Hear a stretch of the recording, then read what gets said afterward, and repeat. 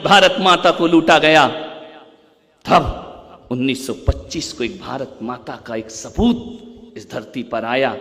27 सितंबर 1925 को एक ऐसा व्यक्तित्व आया जिसे अपनी मां की गरिमा पर गर्व पैदा हुआ और उसने अपनी संस्कृति को बचाने के लिए केशव बलिराम जी हेडगेवार डॉक्टर साहब इस धरती पर आए और 4 लोगों से संघ की स्थापना कर दिया करते हैं। किस लिए करते हैं? वो दूसरे देश को लूटने के लिए नहीं।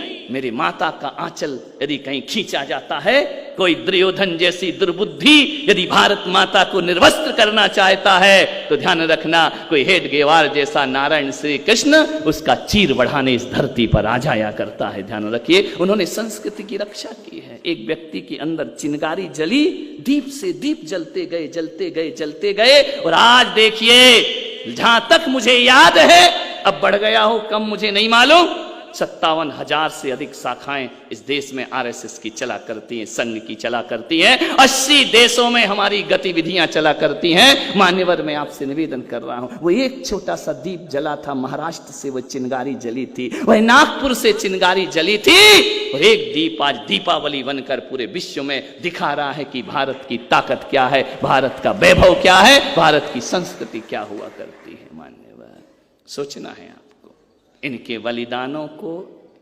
इनके कार्यों को मैं संघ के लोगों से कहूंगा, और जो संघ में नहीं है उनसे भी कहूंगा।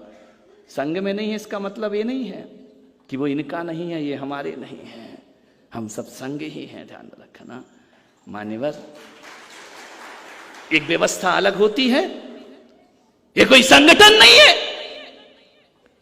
ये कोई राजनीतिक मंच नहीं है। लेकिन एक बात जरूरी है, जब कोई राजनीति मेरी भारत माता को परेशान करेगी तो संघ छाती खड़ी चौड़ी कर आगे खड़ा रहेगा। ध्यान रखना, ये कोई नेतागिरी वाला काम नहीं है। ध्यान रखना, विचार करना है, ये कोई राजनीतिक संगठन नहीं है, इन्हें कोई राजनीति से कुछ लेना देना नहीं है, ना ये किसी पार्टी के हैं। ध्यान रखना, संघ विरोधी है, संघ विरोध करता है, किसी पार्टी का विरोध नहीं करता, किसी व्यक्ति का विरोध नहीं करता। संघ विरोध करता है घर में छुपे हुए गद्दारों का। ध्यान रखना, संघ विरोध करेगा, जीवन भर करेगा, जो भारत माता को क्षति पहुंचाएगा, संघ उसके विरोध में आगे खड़ा रहेगा। ध्यान रखना, व्यक्ति कोई भी हो, बैनर कोई भी हो, पार्टी कोई भी हो, उससे हमको कोई मतलब नहीं है। ध्यान रखना, एक बात याद रखना अपने जीवन में, संघ विरोध करता है उनका जो भारत माता को डायन कहा करते हैं। ध्यान रखिए, संघ विरोध करेगा उनका जो भारत माता को बांटने का प्रयास करता है। संघ विरोध करेगा उनका जो खाते हमारी हैं और गाते पड़ोस की हैं। संघ उनका विरोध करेगा जीवन भर। ध्यान रखिए, मैं आपसे निवेदन करता हूं, एक ही चीज कहूंगा, भारत में रहकर भी भारतीय नहीं बन पा रहे हैं कुछ लोग। ध्यान रखना, वंदे मातरम से पीड़ा होती है उनको, वंदे मातरम बोलने में। जब वंदे मातरम बोलने में पीड़ा है तो इस वंदे मातरम का अनाज क्यों खाते हो, पानी क्यों पीते हो, इस देश में क्यों जीते हो, इस देश में क्यों रहते हो? भारत में रहकर भारत से नफरत है तुमको, भारत में रहकर के भी भारतीय नहीं हो पाए हो तुम।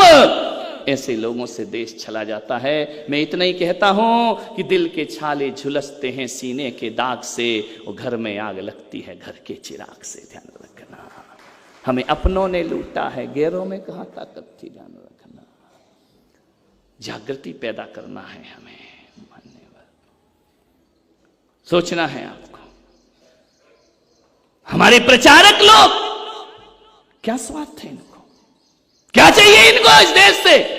ना सिंहासन चाहिए, ना सत्ता चाहिए, कुछ नहीं चाहिए इनको। संघ का प्रचारक, मैं तो कहता हूं, जब मैं उनसे मिलता हूं, मेरे पास आके बैठते हैं, तो मुझे ऐसा नहीं लगता कि मैं किसी स्वयं सेवक से बात कर रहा हूं, ऐसा लगता है कि मैं किसी संत से बात कर रहा हूं। ध्यान रखना, राष्ट्र धर्म है उनका, देश धर्म है उनका, राष्ट्र उनकी शान है, राष्ट्र उनकी श्वास है। क्या करते हैं? संघ में नियम बना, प्रचारक जो होंगे अविवाहित होंगे। ध्यान रखना, विवाह में नहीं फंसेंगे, और हम भी संत अविवाहित ही हैं। ध्यान रखना, उनमें और हम में अंतर क्या है, विचार करिए।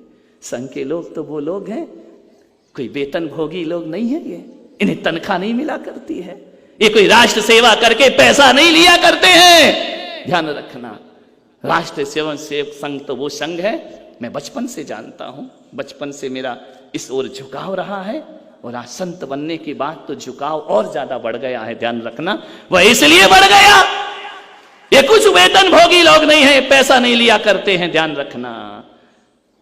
और संघ का तो एक नियम है।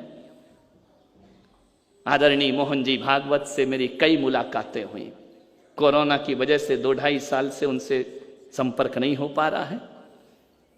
उनसे पूछा गया, किसी ने कहा कि संघ में वेतन मिलता है, तो मोहन जी भागवत जैसा भारत माता का पुत्र कहता है, हमारे यहां संघ में ये नहीं होता है कि हमें क्या मिलता है, जो होता है वो और खोने की ताकत हो तो हमारे संघ में आने का आपका स्वागत है। जो है हाथ में वो और चला जाएगा, ध्यान रखना। जो बटोरा है वो भी छूट जाएगा। तो वह संघ का स्वयं सेवक और कार्यकर्ता और प्रचारक बनने की काबिलियत पैदा किया करता है। हमने भारत मां से बदले में कुछ नहीं मांगा है, ध्यान रखना। हमने केवल उसकी रक्षा की है, सुरक्षा की है। संघ प्रचारक की साधना किसी तपस्वी की साधना से कम नहीं होते हैं। वो तो अपने भोजन की व्यवस्था भी नहीं करते हैं, ध्यान रखिए। वो एक संत का जीवन जिया करते हैं। इतना ही कहता हूं, वह निस्वार्थ है। उन्हें यश नहीं चाहिए, उन्हें प्रतिष्ठा नहीं चाहिए, उन्हें माला नहीं चाहिए। इतना बड़ा संगठन बैठा है, कोई नहीं आया कि हमारा स्वागत नहीं हुआ, हमारी माला नहीं मिली, हमारा नाम नहीं लिया। ये तो अपने और जगह चलते रहते हैं। क्यों जाए महाराज के पास, माला ही नहीं मिली, नाम नहीं लिया, ध्यान रखना। ध्यान रखना, मैं इतना कह सकता हूं, मैं इतना ही इनके बारे में अपने विचार रख सकता हूं कि संघ का प्रचारक किसी तपस्वी से कम नहीं हुआ करता है, ध्यान रखना। उसकी जो गणवेश है वह उतनी पवित्र है, उतनी पवित्र है जितनी किसी संत का भगवा वस्त्र पवित्र हुआ करता है, ध्यान रखना। उसमें कोई दाग नहीं हुआ करते हैं, इतना ही कहूंगा। मान्यवर, हम तन के पुजारी हैं, हम तन के तपस्वी हैं, ये वतन के तपस्वी हैं, ध्यान रखना है। ऐसी तपस्या साधना करते हैं रात दिन। कौन है संघ का स्वयं सेवक? कैसा होना चाहिए स्वयं सेवक? जब समुद्र मंथन होता है ना, अमृत निकलता है, जहर भी निकलता है। एक बात याद रखना, जब अमृत निकला तो सबने हाथ बढ़ा दिए, सबने कहा अमृत हमें मिलना चाहिए, अमृत हमें मिलना चाहिए। सारे देवताओं ने प्याले बढ़ा दिए, ये अमृत कुंभ हमें मिलना चाहिए, अमृत कलश हमें मिलना चाहिए। समुद्र मंथन की बातों को याद करो। जब जब अमृत निकला सबने हाथ बढ़ाए, देवताओं ने हाथ बढ़ा दिए, असुरों ने हाथ बढ़ा दिए, अमृत हमें दीजिए। जब जहर निकला सबके प्याले पीछे हो गए, कोई आगे नहीं बढ़ा। अब ये जहर कौन पिएगा? ध्यान रखना। सारे देवों ने अमृत पान कर लिया, वो अमर हो गए। अमर कहा जाता है देवों को, अमृत पान कर लिया उन्होंने। जब देखा कि जहर पीने वाला कोई नहीं है, तब इस धरती पर कोई महादेव खड़ा हुआ करता है कि लाओ इस विष का पान मैं किया करता हूं। सारे देवों ने अमृत पिया और महादेव ने, शिव जी ने, शिव शंकर भोलेनाथ ने जहर का पान किया। एक बात याद रखना औरंगाबाद वालों, अरे जो अमृत पीता है वो देव होता है, और जो जहर पीता है वो महादेव हुआ करता है, ध्यान रखना। और जब ये चिंतन का, मंथन का, जब यहां पर समुद्र मंथन होता है ना, मैं कह सकता हूं राष्ट्रीय स्वयं सेवक के प्रचारक लोग, स्वयं सेवक लोग ये अमृत के लिए हाथ नहीं बढ़ाया करते हैं, ये विषपान के लिए देश में हाथ बढ़ाया करते हैं। इनकी भूमिका किसी महादेव से कम नहीं। इसीलिए इतने वर्षों के बाद भी भारत दिनों दिन शक्तिशाली हुआ है, भारत दिनों दिन परिपक्व हुआ है। मेरा भारत 50 साल पुराना भारत क्या था और आज का भारत क्या है, ध्यान रखिए। आज का भारत कहां पहुंच गया